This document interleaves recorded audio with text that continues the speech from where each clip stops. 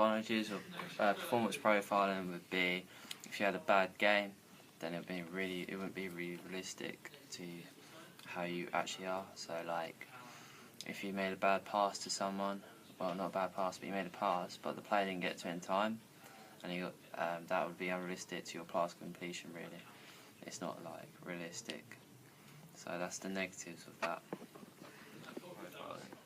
Is somebody who'd go to watch a game. So example this would be Sky Sports, looking at an individual player or a team, looking at their weaknesses and their strengths of the game. So looking at shooting, passing, pass completion, their strengths, and stuff like that. Advantages of performance profiling would be looking at the player's weaknesses and giving them feedback. So like, if you've done 5 out of 10 passings, this would be a weakness to the professional player. He would take the feedback and then he'd go improve that in his own time and training and stuff like that. However, a weakness for performance profiling would be, so if you had a bad game, it wouldn't be reliable for the feedback. So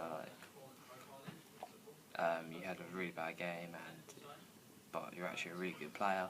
It's not really realistic to your game if you made like Performance profiling is where someone would go and watch a game. This is the way the body works, so how your running technique is an example in football. So if you're running like your arms crossing over, that'd be wasting energy in football, so that'd be a disadvantage. So the analyst will look at this, or the coach, and they'll say how to improve your running and reduce the energy, because if you're using all the muscles in your body, you're going to lose up so much energy. So like, you wouldn't be able to last the whole 90 minutes if you're running incorrect. It just wouldn't happen. So if you're doing the correct way, which would be arms out straight, going to your ears, which is the correct way to do it, then this reduces energy and it makes it more efficient in the game. So you can run faster, run to the ball before your opponent, get to there, and will help. This will make it more efficient in your team. A great player who does this is Theo Walcott. He's one of the fastest players in the Premier League, but his running technique is superb because he's always straight arms, legs up high. Technical in the sport of football would be passing, shooting, moving the ball and stuff like that.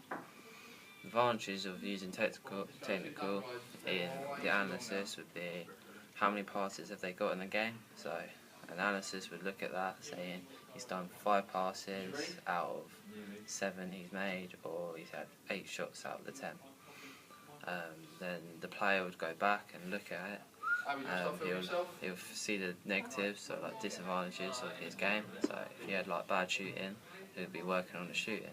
So like on the training ground, we're doing loads of shooting drills specifically for that, and that links into the SMART, the specific, measurable, achievable. So is it achievable that he's meeting demands, and what type it is. So it'd be shooting. So that would be the technical side.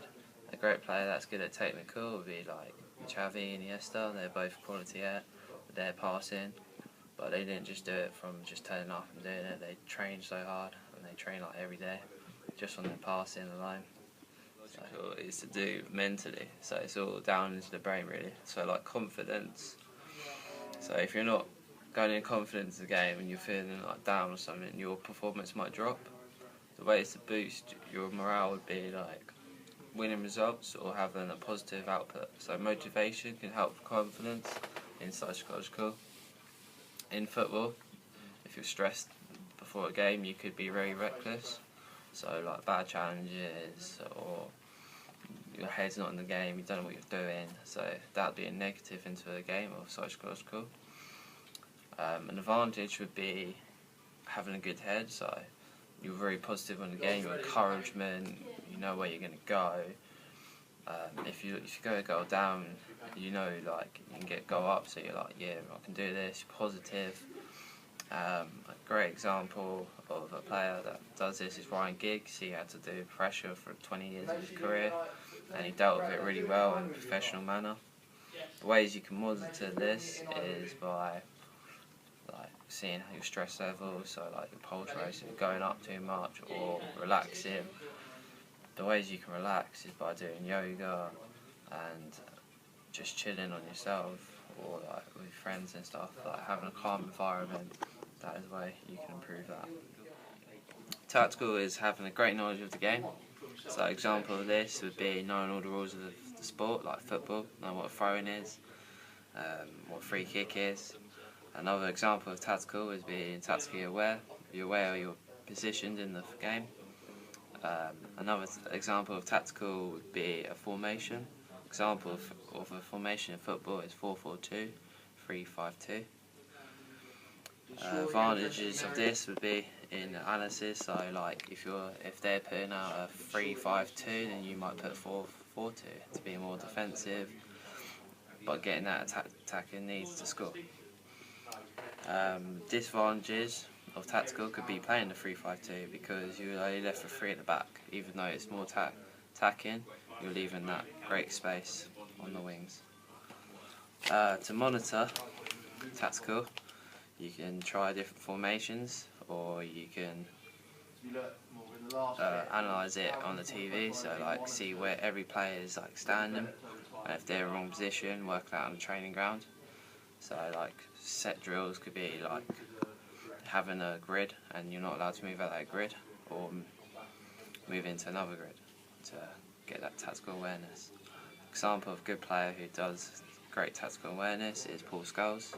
You never see him out of position and he knows when to play the right pass. And yeah, physical is having the ability to meet the demands of the game. Example of this in football would be having good stamina to last the whole 90 minutes.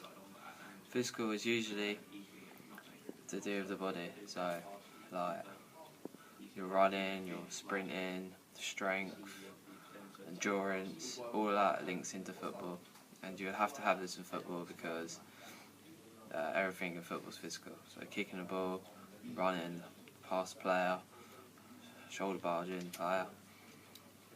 Advantages of physical would be like you one-on-one player, you've got to sprint past him. If you didn't have that speed, you wouldn't get to the ball first. And if he got to that ball first, he could score a goal and you could lose again. So disadvantage would be not having that speed. This football would be having great stamina to last the whole 90 minutes. Advantages of physical is by